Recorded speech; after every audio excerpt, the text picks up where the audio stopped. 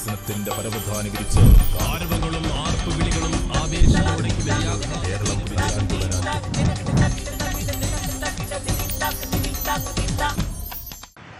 നമസ്കാരം.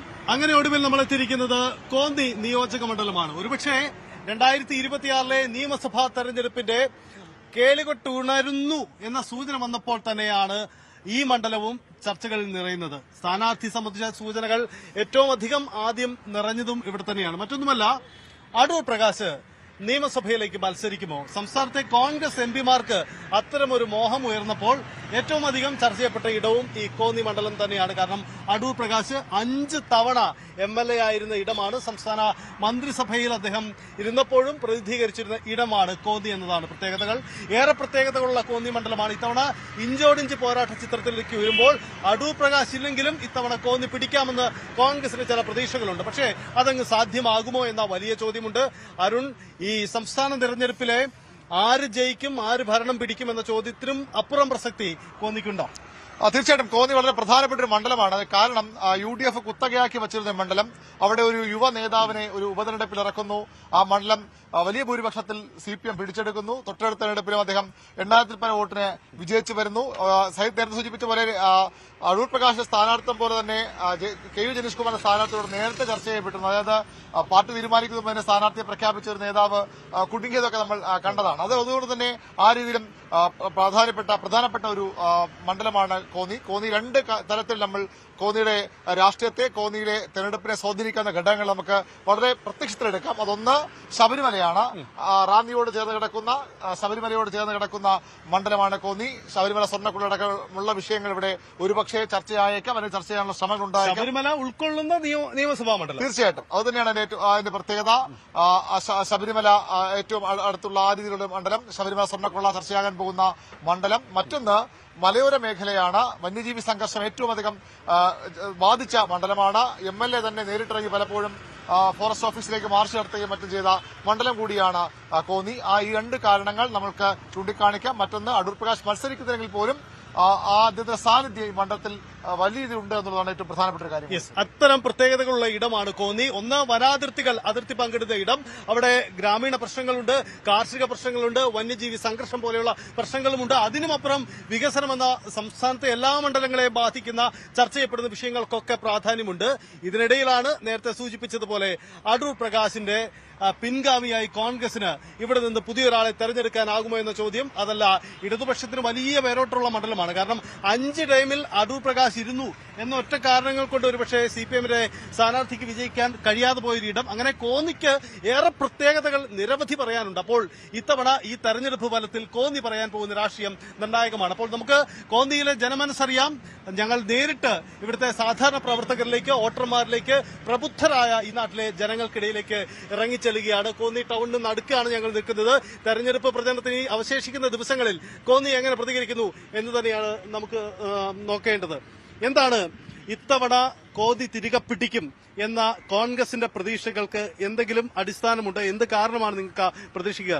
ഉറപ്പാണല്ലോ, നമ്മളെ ഈ പ്രാവശ്യം കഴിഞ്ഞ 23 വർഷക്കാലം കോന്നിക്കുണ്ടാക്കിയ അടിസ്ഥാന സൗകര്യങ്ങൾ അത് ഈ കഴിഞ്ഞ 10 വർഷമായി മുടങ്ങിക്കിടക്കുകയാണ്. അന്നുണ്ടാക്കിയ മെഡിക്കൽ കോളേജിനും അതുപോലെ തന്നെ ഈ കാണുന്ന KSRTC ബസ് സ്റ്റാൻഡ്, അതുപോലെ ഇവിടെ താലൂക്ക് ഹെഡ്ക്വാർട്ടേഴ്സ്, താലൂക്കിന് ഇവിടെ സിവിൽ സ്റ്റേഷൻ ഉണ്ടാക്കി. ഇവിടെ ഉമ്മൻചാണ്ടി സാർ ഇവിടെ ഉദ്ഘാടനം ചെയ്യാൻ വന്നപ്പോൾ ഇവിടെ കോന്നിക്കൊരു കോടതി അനുവദിക്കണമെന്നുള്ള നിരന്തരമായ അപേക്ഷയിൽ അദ്ദേഹത്തിന്റെ ഇവിടെ പൗരാവലിയുടെ മുമ്പിൽ വെച്ച് അപേക്ഷ സ്വീകരിക്കുകയും കോന്നിക്കൊരു കോടതി നിർമ്മിക്കുന്നതിനാവശ്യമായ ഇൻഫ്രാസ്ട്രക്ചർ നടന്നു വരികയായിരുന്നു. അപ്പോഴാണ് ഈ ഭരണം മാറിയത്. അപ്പൊ ഇത് കോന്നിയുടെ അടിസ്ഥാന സൗകര്യങ്ങൾ, എന്തെല്ലാം അടിസ്ഥാന സൗകര്യങ്ങൾ ഉണ്ടാക്കി അത് ഈ കഴിഞ്ഞ 23 വർഷം കോന്നിയുടെ MLAയും കോന്നിയിൽ നിന്ന് അസംബ്ലിയിലേക്ക് പോയ അടൂർ പ്രകാശ് 5 ടൈമിൽ ഇവിടെ ഇരുന്നിട്ടും ചെയ്യാത്ത കാര്യങ്ങൾ 7 വർഷം കൊണ്ട് ഒരു ഇടത് MLAക്ക് ഇവിടെ ചെയ്യാൻ കഴിഞ്ഞു. ഇതാണ് സംസ്ഥാന തലത്തിൽ തന്നെ CPM പറയുന്നത്. അതെ, അത് കഴിഞ്ഞ 7 വർഷമായി അദ്ദേഹം പല കാര്യങ്ങൾ ചെയ്തിട്ടുണ്ട്.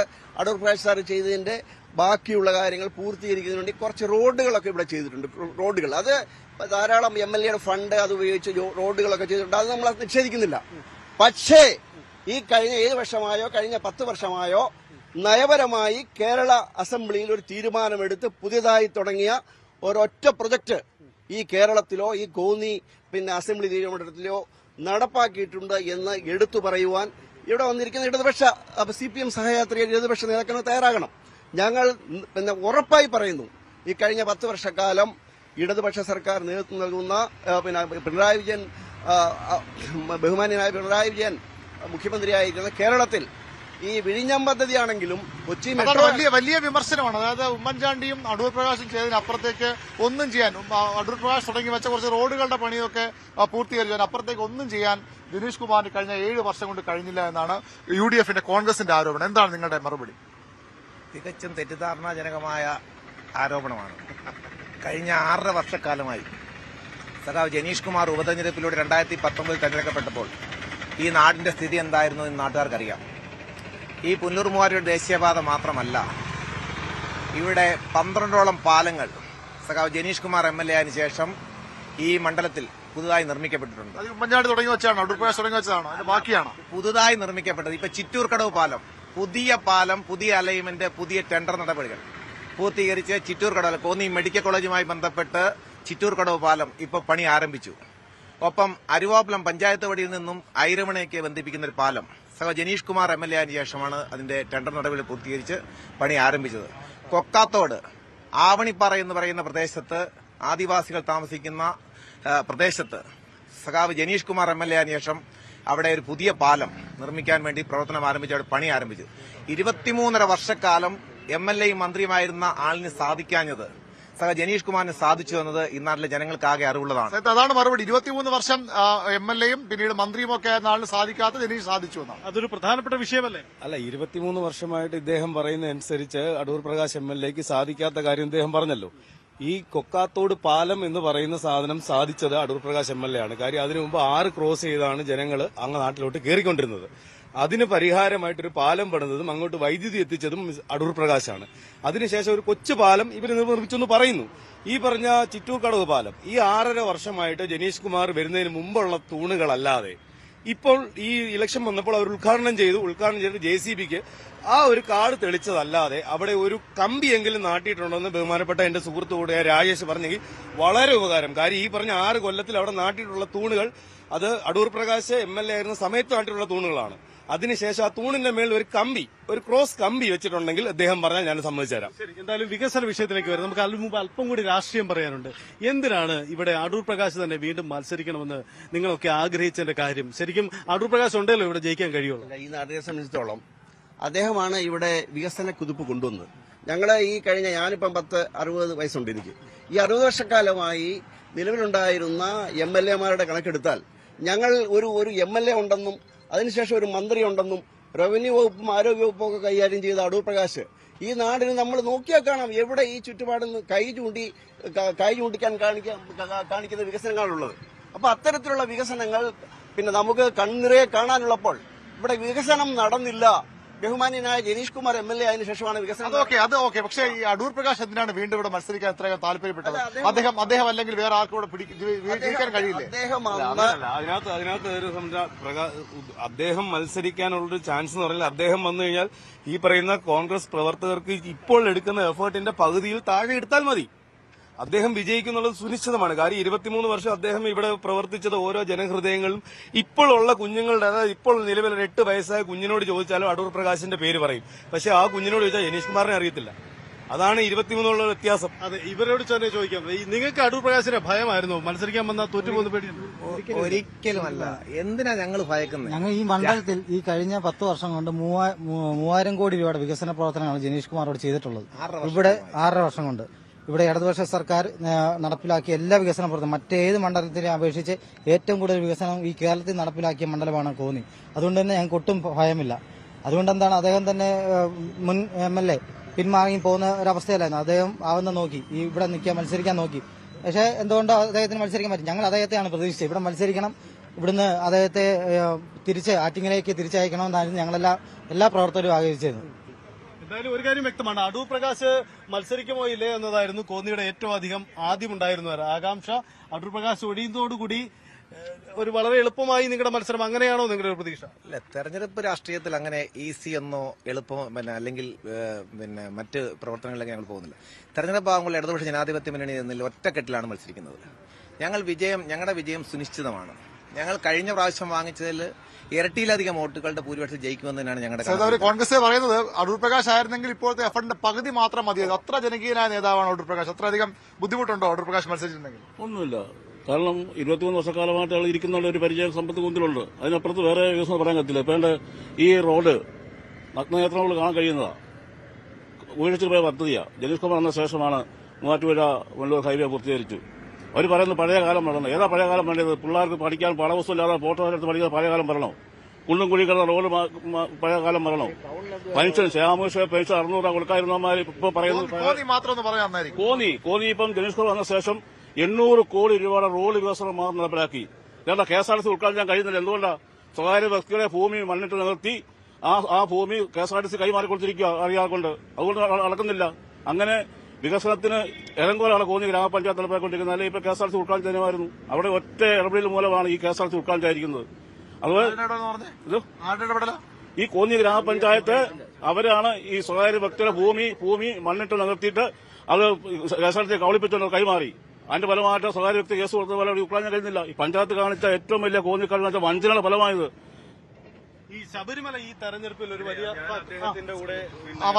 മെമ്പറായിട്ടിരുന്ന കഴിഞ്ഞ ടൈമിലാണ്, അതായത് ഞാനും അദ്ദേഹവും പഞ്ചായത്ത് മെമ്പറായിരുന്നു. കഴിഞ്ഞ ടൈമിലാണ് ഈ അദ്ദേഹം പറഞ്ഞ ഗ്രാമപഞ്ചായത്ത് വികസനം മുടക്കിയെന്നല്ലേ പറഞ്ഞത്. കഴിഞ്ഞ ടൈമിലാണ് ഗ്രാമപഞ്ചായത്ത് ഇത്രയും വസ്തു KSRTCക്ക് കൈമാറിയത്.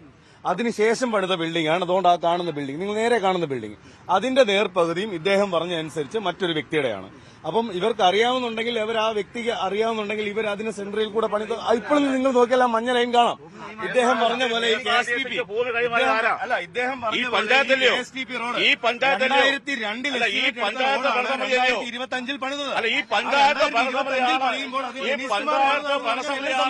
ഈ ഭൂമിയെ 2002 എസ്റ്റിമേറ്റ് എടുത്ത റോഡാണിത്. 2002 എസ്റ്റിമേറ്റ് എടുത്ത KSTP റോഡ് നിങ്ങൾക്കെല്ലാം കാണാം. ഇപ്പോഴും മാധ്യമങ്ങളിൽ വാർത്തയുണ്ട്. നിങ്ങൾക്ക് വാർത്തയിൽ കാണാം. പ്ലാച്ചേരി വരെയുള്ള റോഡിൽ അഴിമതി നടന്നിട്ടുണ്ട്. കോന്നി മുതൽ പ്ലാച്ചേരി വരെയുള്ള റോഡിൽ അഴിമതി നടന്നിട്ടുണ്ട്. ആ റോഡിന്റെ അലൈൻമെന്റ് വീണ്ടും പുതുക്കി പണിയാണെന്ന് പറയുന്നു. കോന്നി MLA അത് ചോദിക്കാം. മെഡിക്കൽ കോളേജ് മാത്രം ചോദിക്കാം. കോന്നി മുതൽ പ്ലാച്ചേരി വരെയുള്ള ഭാഗങ്ങളിൽ റോഡിൽ അഴിമതി നടന്നിട്ടുണ്ട്. ആ റോഡിന്റെ അങ്ങനെ അഴിമതി റോഡിന്റെ നടക്കാത്ത കാര്യം നടന്നപ്പോൾ അസൂയ.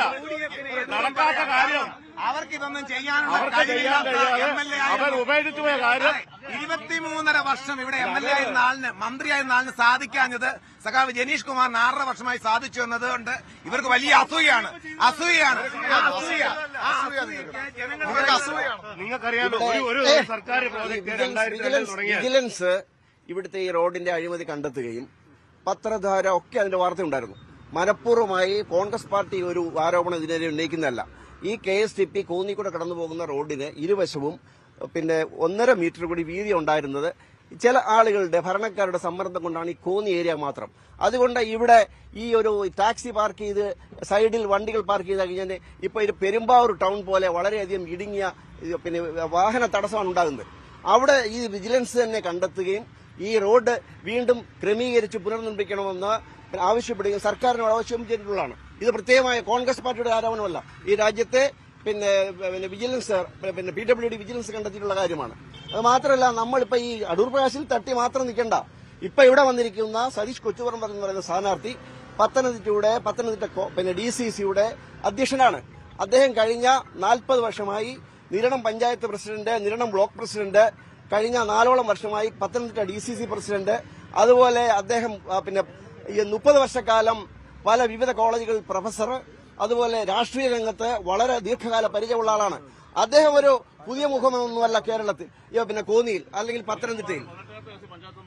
ജനീഷ് അത് തന്നെ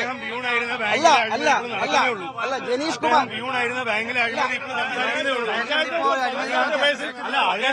എങ്ങനെ പഞ്ചായത്ത് മെമ്പറാവും?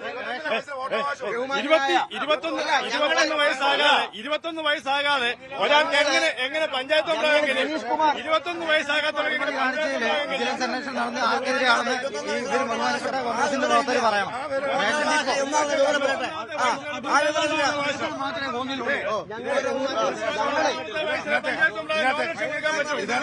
ബഹുമാനായ MLA ജനീഷ് കുമാറെ ആക്ഷേപിക്കുന്നില്ല.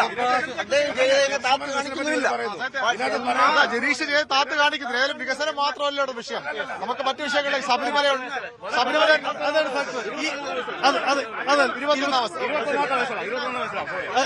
അല്ല അത് വയസ്സ് മാറിപ്പോയതാണ്. സാങ്കേതിക പിഴവായിട്ട് കാണാം.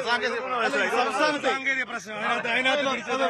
ഇല്ല ഈ തെരഞ്ഞെടുപ്പ് ബഹുമാനപ്പെട്ട അടൂർ പ്രകാശിനെ സംബന്ധിച്ചിടത്തോളം അദ്ദേഹം ഇവിടെ MLA ആയിട്ടിരുന്നു, മന്ത്രിയായിട്ടിരുന്നു. അതിനുശേഷം കേന്ദ്രത്തിൽ പോയി മന്ത്രിയാവാമെന്നുള്ള ധാരണയിൽ അവിടെ പോയി അവിടെ MP ആയിട്ട് ചെന്ന് കഴിഞ്ഞപ്പോൾ അവിടെ മന്ത്രിയില്ല, ഒരു കുന്തവും ഇല്ല. തിരിച്ച് വീണ്ടും കോന്നി നിയോജകമണ്ഡലത്തിൽ മത്സരിക്കണമെന്നും പറഞ്ഞ് കേന്ദ്രമന്ത്രി ആകാൻ ആഗ്രഹിച്ചാണ് അങ്ങോട്ട് പോയത്.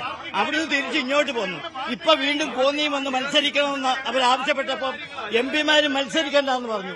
അത് കഴിഞ്ഞാണ് ഇപ്പൊ കൊണ്ടുവന്ന് പുതിയൊരു കാൻഡിഡേറ്റിനെ അവർ കൊണ്ടുവന്ന് സ്ഥാനാർത്ഥിയായിട്ട് നിർത്തിയിരിക്കുന്നത്. അതൊരു ശരിയല്ലേ? അതല്ലേ, അതായത് ഒരു ഘട്ടത്തിൽ കോന്നിയെ ഉപേക്ഷിച്ച് MP ആകാൻ പോയ ആള് വീണ്ടും കോന്നി ആഗ്രഹിക്കുമല്ല. പാർട്ടി തീരുമാനമാണ്. പാർട്ടി തീരുമാനം. ഇപ്പൊ ഞാൻ ഉൾപ്പെടെ ഞാനൊരു പഞ്ചായത്ത് മെമ്പറാണ്. പാർട്ടി തീരുമാനം പറഞ്ഞാൽ ആ പാർട്ടി തീരുമാനം അനുസരിച്ച് പ്രവർത്തിക്കും. ജനങ്ങൾ അതിന് വില കൊടുക്കേണ്ടതുണ്ടോ? ജനങ്ങൾ എന്തുകൊണ്ട് ജയിച്ചു? എന്നാൽ മന്ത്രിയാവും സമ്പത്തിനെയാണ് തോപ്പിച്ചത്. സമ്പത്തിനെയാണ് MP-യാണ് തോപ്പിച്ചത്. അല്ല ചുമ്മാ അല്ല, കോന്നി നഷ്ടപ്പെട്ടു. പക്ഷേ അദ്ദേഹം സിറ്റിംഗ് MP-യാണ്. അല്ല, കോന്നി നഷ്ടപ്പെട്ടു. അത് നമ്മൾ അംഗീകരിക്കുന്നു. പക്ഷേ ഈ ടൈം ഞങ്ങൾ എടുക്കും. ഞങ്ങൾ നഷ്ടപ്പെട്ടു. അടൂർ പ്രകാശ് ഇല്ലാത്ത 2 തെരഞ്ഞെടുപ്പുകളിലും ഇവിടെ പരാജയമാണ് ഉണ്ടായത്. ഈ ടൈമിലായാലും പ്രകാശ് സാർ ഇല്ല എന്നൊരു കുറവ് ഞങ്ങൾക്കുണ്ട്. ഇപ്പൊ അദ്ദേഹം ആശുപത്രിയിലാണ്. പക്ഷേ എങ്കിൽ നിലവിലുള്ള ഇവർ നേരത്തെ പറഞ്ഞല്ലോ, ഇവിടുത്തെ സ്ഥാനാർത്ഥി തന്നെ ബഹുമാനപ്പെട്ട ജനീഷ് കുമാർ സാർ തന്നെ പറഞ്ഞു ഒരു മത്സരമില്ല എന്ന് പറഞ്ഞു. അതിനുശേഷം അദ്ദേഹം പറഞ്ഞു BJP-യുടെ അനുയായികളും BJP-യുടെ അണികളും ഞങ്ങൾക്ക് വോട്ട് ചെയ്യുമെന്ന് പറഞ്ഞു. അതൊരു സെറ്റിംഗ്. അതിനെക്കുറിച്ച് നമ്മൾ സംസാരിക്കണ്ട. അത് അങ്ങനെ സംസാരം പറഞ്ഞു. അത് ഭയമുള്ളതുകൊണ്ടാണോ? മത്സരമില്ല എന്ന് പറഞ്ഞെടുത്തുന്ന ഒരു മത്സരമായോ? അതിനുശേഷം ഇനി ഒരു 7 ദിവസങ്ങളുണ്ട്. ഞങ്ങളൊരു 3000 വോട്ട് ഞങ്ങൾ അങ്ങ് ചെയ്യും. BJP എവിടെയാണ്? ശരിക്കും BJP എവിടെയാണ്? BJP ഇവിടെ എന്താണ് അവരുടെ ഒരു റോൾ? ഇവിടെ BJP-യുടെ വോട്ടിന്റെ കഴിഞ്ഞ കാലത്തെ 5 തെരഞ്ഞെടുപ്പിന്റെ ചിത്രം പരിശോധിച്ചാൽ മതി. അവരുടെ A ക്ലാസ് മണ്ഡലമായിരുന്നു. A ക്ലാസ് മണ്ഡലം എന്ന് പറഞ്ഞാൽ A ക്ലാസ് മണ്ഡലമാകുന്നതിന് മുമ്പ് അടൂർ പ്രകാശ് ഇവിടെ മത്സരിക്കുമ്പോൾ 17,000 കൂടുതൽ വോട്ട് BJP നേടിയിട്ടില്ല. അടൂർ പ്രകാശ് പോയതിനു ശേഷമാണ് ഇവിടെ A ക്ലാസ് മണ്ഡലമായത്. 40,000 വോട്ടിനോളം കെ സുരേന്ദ്രൻ പിടിക്കുകയും ചെയ്തു. അപ്പൊ അതുവരെ ആ BJP വോട്ടുകൾ പോയിരുന്നത് ആർക്കായിരുന്നു? പ്രശ്നം 30,000 ഏറ്റവും അടുത്ത 30,000 വോട്ട് വരെ കെ സുരേന്ദ്രൻ പിടിച്ച ഒരു മണ്ഡലത്തിൽ ഈ 30,000-ൽ പരം വോട്ടുകൾ ആർക്ക് പോകുമെന്നൊരു ചോദ്യമുണ്ട്. CPM പ്രതീക്ഷിക്കുന്നുണ്ടോ BJP വോട്ടുകൾ? BJP വോട്ടുകൾ ഞങ്ങൾ പ്രതീക്ഷിക്കുന്നില്ല. കാരണം അതൊരു ഡീലായി കഴിഞ്ഞു. ഇല്ല, UDF-മായി ഡീലായി കഴിഞ്ഞു. ഞാനതാ പറഞ്ഞത്. പഴയ കാലത്ത് ഡീലുണ്ടായിരുന്നു. അത് 2 തെരഞ്ഞെടുപ്പിൽ അടൂർ പ്രകാശ് ഇല്ലാത്ത തെരഞ്ഞെടുപ്പിൽ ഉണ്ടായിരുന്നില്ല. അതുകൊണ്ട് LDF-ന് ജയിക്കാൻ കഴിഞ്ഞു. BJP-യുടെ വോട്ട് പിടിച്ചാൽ LDF ജയിക്കും. അതെ, LDF ജയിക്കും. അല്ല, മറിച്ചാൽ BJP മറിച്ചാൽ LDF പോകുന്നതാണ് സ്ഥാനാർത്ഥി പറഞ്ഞത്. BJP-യുടെ അണിയായികളും BJP-യുടെ അണികളും എനിക്ക് വോട്ട് ചെയ്യുമെന്ന് LDF സ്ഥാനാർത്ഥി പറഞ്ഞത് ആ ഡീൽ ഉള്ളതുകൊണ്ടാണോ നമ്മുടെ ബഹുമാനപ്പെട്ട ഏരിയ സെക്രട്ടറിയോട് നിങ്ങൾ ചോദിക്കണം.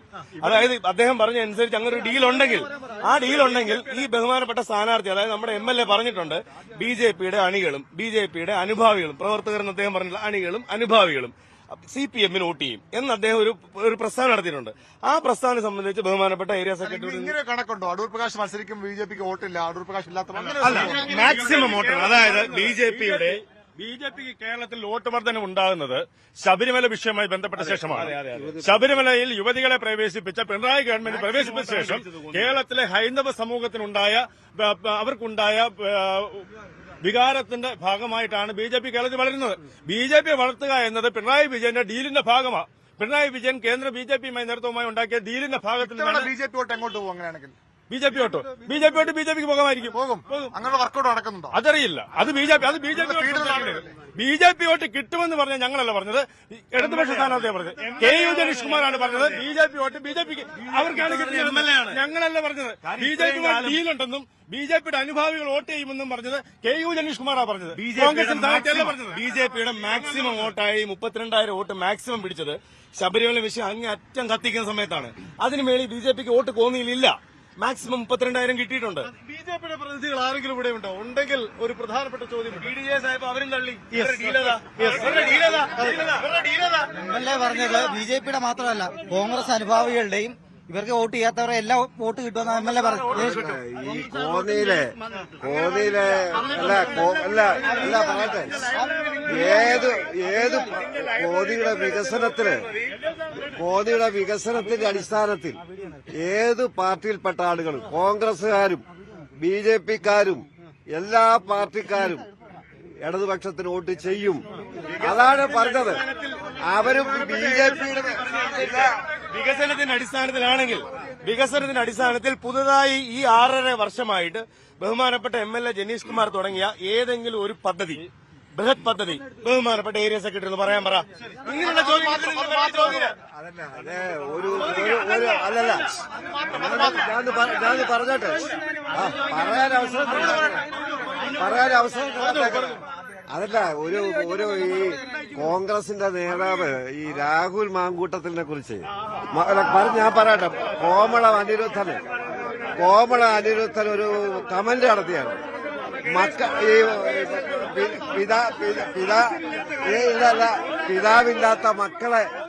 പിതാവില്ലാത്ത മക്കളെ ശിക്ഷിക്കാന്ന്. ഇവിടെ കല്ലിട്ടച്ച് പോവുക. രാഹുൽ മാങ്കൂട്ടത്തിൽ ചെയ്ത പോലെ ഈ കുഞ്ഞിനെ വല്ലവരും വളർത്താൻ വേണ്ടി കുഞ്ഞിനെ കല്ലിട്ടച്ച് പോവുക. കോന്നിയിലെ മിനി സിവിൽ സ്റ്റേഷൻ കല്ലിട്ടു. ആ മിനി സിവിൽ സ്റ്റേഷൻ പണി തീർന്നത് VS സർക്കാരിന്റെ കാലത്താണ്. തെളിവുകളുണ്ട്, ഔദ്യോഗിക രേഖകളുണ്ട്. ഒറ്റ പണി പോലും UDF ഗവൺമെന്റിന്റെ കാലത്ത് പണി പൂർത്തീകരിച്ചില്ല. മിനി സിവിൽ സ്റ്റേഷൻ രേഖകളുണ്ട്. പണി പൂർത്തീകരിച്ചത് ഇടതുപക്ഷത്തിന്റെ കാലത്ത്. അരുണേ, ഒരു സുപ്രധാന വിഷയം, അതായത് സംസ്ഥാനത്ത് പറയട്ടെ വിശ്വാസ സംരക്ഷണം. ഇന്നത്തെ ദിവസം പ്രകടന പത്രിക ഇരു മുന്നണികളും പുറത്തിറങ്ങിയ ദിവസമാണ്. വിശ്വാസ സംരക്ഷണത്തിന് വേണ്ടി നിയമസാധ്യത അടക്കം തേടുമെന്ന് UDF പറയും. അപ്പോൾ ശബരിമല ഇവിടെ ചർച്ച ചെയ്യപ്പെടുമോ എന്നൊരു വലിയ ഫാക്ടർ കൂടിയുണ്ട്. ആ ഫാക്ടറിലേക്ക് കൂടി നമുക്കൊന്ന് പോകണം. തീർച്ചയായിട്ടും ശബരിമല സ്വർണ്ണക്കൊള്ള ചർച്ച ചെയ്യപ്പെടുന്ന മണ്ഡലം തന്നെയാകും. അവിടെ ഇടതുമുന്നണിക്ക് മുൻ MLA, അതായത് ഈ ദേവസ്വം ബോർഡിന്റെ മുൻ പ്രസിഡന്റ് കോന്നി മുൻ MLA ആണ് മാസങ്ങളോളം ജയിലിൽ കിടന്നത്. അത് ഇടതുമുന്നണിക്ക് മറുപടി വേണ്ടി CPM മറുപടി വേണ്ടരും. അദ്ദേഹം ഇപ്പോഴും CPMന്റെ ജില്ലാ കമ്മിറ്റി അംഗമാണ്, ചുമതലകളിൽ നിന്ന് മാറ്റി നിർത്തിയിട്ടില്ല. അതേപോലെ തന്നെ അടൂർ പ്രകാശും അതേ കേസിൽ ചോദ്യം ചെയ്യൽ വിധേയനാണ്. അതെങ്ങനെ ഈ മണ്ഡലത്തെ ബാധിക്കുന്നുണ്ട് അറിയേണ്ടത്. ഈ ശബരിമല ഒരു പ്രശ്നമല്ലേ? നിങ്ങൾക്ക് മറുപടി പറയേണ്ടി വരില്ലേ? തീർച്ചയായും ശബരിമല വിഷയവുമായി ബന്ധപ്പെട്ട് അടൂർ പ്രകാശിന്റെ പങ്ക് സോണിയാഗാന്ധിയെ കാണാൻ സാധാരണപ്പെട്ട ഒരാൾക്ക് സോണിയാഗാന്ധിയെ കാണാൻ പെർമിഷൻ കിട്ടുമോ? ആ ഒരു അവസ്ഥയിൽ ഇവിടുത്തെ മുൻ MLA അടൂർ പ്രകാശും ഇവിടുത്തെ MP ഉൾപ്പെടെയാണ് അതിന്റെ പ്രതികളായിട്ടുള്ള ആളെ കൂട്ടി നിന്ന് ഫോട്ടോ നമ്മളെല്ലാം മാധ്യമങ്ങളിൽ കൂടി കണ്ടാണ്. പത്മകുമാർ തെറ്റ് ചെയ്തിട്ടുണ്ട്. ആര് തെറ്റ് ചെയ്തിട്ടുണ്ടെങ്കിലും അതല്ല, ഈ സ്വർണം വിറ്റയാളെയും വാങ്ങിയ ആളെയും അതിന്റെ പങ്ക് പറ്റിയ ആളുകളെയും ഒന്നിച്ച് ഒറ്റ ഫ്രെയിമിൽ കിട്ടിയത് സോണിയാഗാന്ധിയുടെ വീട്ടിൽ വെച്ചാണ്. അത് തന്നെ മതി. ബെല്ലാരിയിൽ പിന്നെ സോണിയാഗാന്ധി മത്സരിച്ചു. ആ സോണിയാഗാന്ധി ഗോവർദ്ധനുമായിട്ട് എങ്ങനെ ബന്ധമുണ്ടായി? ആ സോണിയാഗാന്ധിയുടെ വീട്ടിൽ ഗോവർദ്ധന് സ്വാതന്ത്ര്യത്തോടുകൂടി കടന്നുപോകാൻ കഴിയത്തക്ക വിധത്തിൽ അടൂർ പ്രകാശിനെ വിളിച്ചത് ഉണ്ണികൃഷ്ണൻ പോറ്റി എന്നാണെന്നാണ് അടൂർ പ്രകാശ് പറയുന്നത്. അപ്പൊ അത്രയ്ക്ക് സ്വാതന്ത്ര്യം ഈ കള്ളന്മാർക്ക് സോണിയാഗാന്ധിയുടെ മേലുണ്ടായത് എങ്ങനെ? വ്യക്തമായ കാര്യം പറയാനുണ്ട്. വ്യക്തമായി അതിനെപ്പറ്റി കാര്യം പറയാനുണ്ട്. അതായത് ഈ ശബരിമലയാണേലും ഏത് ക്ഷേത്രങ്ങളിലാണെങ്കിലും പോറ്റി എന്ന് പറഞ്ഞാൽ ഒരു ദിവ്യനായ മനുഷ്യനാണ്. 2013-14 കാലഘട്ടത്തിൽ എന്നോ ഒരിക്കൽ ഈ പോറ്റിക്ക് ഒരുപക്ഷെ സോണിയാഗാന്ധിയെ കാണണമെന്ന് പറഞ്ഞപ്പോ അടൂർ പ്രകാശോ ആന്റോ സഹായിച്ചിട്ടുണ്ടാവും. പക്ഷേ എന്നാൽ ഈ സ്വർണ്ണക്കള്ള എന്നുമല്ല തുടങ്ങിയത്. സ്വർണ്ണക്കള്ള തുടങ്ങിയതിനു ശേഷം ഈ സോണിയാഗാന്ധിയെയോ പോറ്റിയെ കയറ്റി അവരാന്ന് തന്നെ സമ്മതിച്ചപ്പോ 2013 പോറ്റിയെ കയറ്റി അവരാന്ന് തന്നെ ജോൺ ബ്രിട്ടാസിന്റെ ഇത്തരത്തിൽ ഒരു ഫോട്ടോ KC വേണുഗോപാൽ മന്ത്രിയായപ്പോഴാണ് ആദ്യം കേൾക്കുന്നത്. അന്ന് KC ഈ പോറ്റിയെ KC യാതൊരു തെളിവില്ല. കാണാനൊക്കെ വെടിവെക്കരുത്. മുമ്പേ പാലത്തിന്റെ കാര്യം പറഞ്ഞ പോലെ പാലം എന്ന് സാങ്ഷൻ ചെയ്തു, അതിന്റെ ഡേറ്റ് പറയാൻ പറ്റുമോ? KC വേണുഗോപാൽ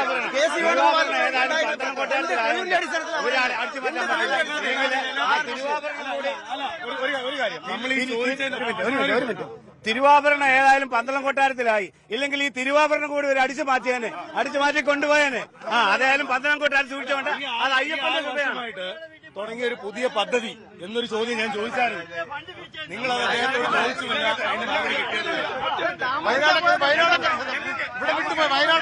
ഇവിടെ വലിയ പ്രശ്നങ്ങളുണ്ട്, മലയോര മേഖല പ്രശ്നങ്ങളുണ്ട്, അതും കൂടെ ചർച്ച ചെയ്യപ്പെട്ടു പോകണ്ടേ? വികസനത്തിനെ കുറിച്ച് പുതിയ പദ്ധതികളെ കുറിച്ച് ചോദിച്ചപ്പോൾ ഇവർ സ്വർണ്ണക്കള്ളയും രാഹുൽ മാങ്കുട്ടവും പറഞ്ഞങ്ങ് പോവാണ്. ഞങ്ങൾക്കറിയണം, ഞങ്ങൾ അതിലേക്ക് തന്നെയാണ് വരുന്നത്.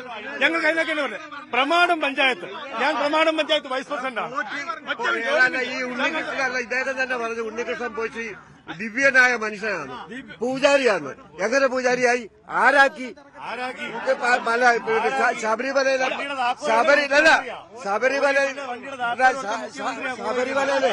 തന്ത്രിയാണ് ഏറ്റവും പ്രധാനി.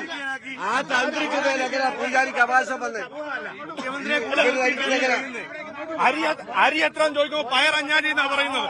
ഇവര് പറയുന്നത് 3000 കോടിയുടെ വികസനം ഉണ്ടായി. ആർക്കെങ്കിലും സോണിയാഗാന്ധിയുടെ വീട്ടിൽ പോവാം, ധൈര്യം ഉണ്ടവർക്ക് പോവാൻ. നിങ്ങൾക്ക് ആർക്കെങ്കിലും സോണിയാഗാന്ധി വീട്ടിൽ പോകാൻ പറ്റിയിട്ടുണ്ടോ? നിങ്ങൾക്ക് ആർക്കെങ്കിലും സോണിയാഗാന്ധി വീട്ടിൽ പോകാൻ പറ്റുമോ?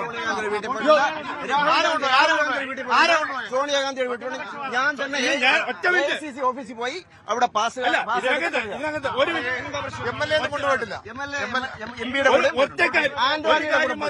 ഇപ്പോഴും ഞാൻ ചോദിക്കുന്നത്, ഇവിടെ സോണിയാഗാന്ധി, ഞങ്ങൾക്കറിയേണ്ട കാര്യം സോണിയാഗാന്ധിയുടെ വീട്ടിലോ കോന്നി നടക്കുന്ന ഇലക്ഷനിൽ സോണിയാഗാന്ധി വീട്ടിലോ കാര്യമല്ല ചോദിക്കുന്നത്.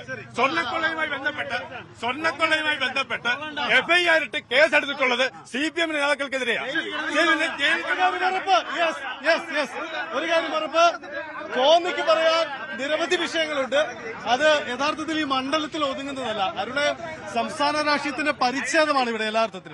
തീർച്ചയായിട്ടും. അത് മാത്രമല്ല, സ്വർണ്ണക്കൊള്ള രണ്ടു കൂട്ടർക്കും പൊള്ളുന്ന ഒരു മണ്ഡലം കൂടിയാണ് കോന്നി എന്നാണ് ഏറ്റവും പ്രധാനപ്പെട്ട ഒരു കാര്യം. അത് വളരെ വ്യക്തമാണ്. എന്തായാലും ഒരു കാര്യം ഉറപ്പാണ്, കോന്നിയുടെ വികസന വിഷയങ്ങളും പ്രാദേശിക വിഷയങ്ങൾക്കും അപ്പുറം സംസ്ഥാന രാഷ്ട്രീയത്തിന്റെ പരിച്ഛേദം ഇവിടെയുണ്ട്. ആ വിവാദ വിഷയങ്ങൾ ഓരോന്നും തെരഞ്ഞെടുപ്പ് രംഗത്ത് ഇരു മുന്നണികളും ഉന്നയിക്കുന്നുണ്ട്. BJPയുടെ വോട്ട് എവിടെ പോകുമെന്ന മറ്റൊരു വിവാദവും വരുന്നുണ്ട്. അതുകൊണ്ട് ഒരു കാര്യം ഉറപ്പാണ്, കോന്നിയുടെ തെരഞ്ഞെടുപ്പ് ഫലം പുറത്തു വരുന്നതിന് ശേഷം മറ്റൊരു രാഷ്ട്രീയ വിവാദത്തിന്റെ തുടക്കവും ഒരുപക്ഷെ ഇവിടെ നിന്നുണ്ടാവാം. എന്തായാലും നമുക്ക് കാത്തിരിക്കാം കോന്നിയുടെ ജനവിധിക്കായി. വീണ്ടും മറ്റൊരു മണ്ഡലത്തിൽ കണ്ടുമുട്ടാം. നാട്ടിൽ വികസനത്തിന്റെ പരവധാനി വിരിച്ച് ആരവങ്ങളും ആർപ്പുവിളികളും ആവേശത്തോടേക്ക് കേരളം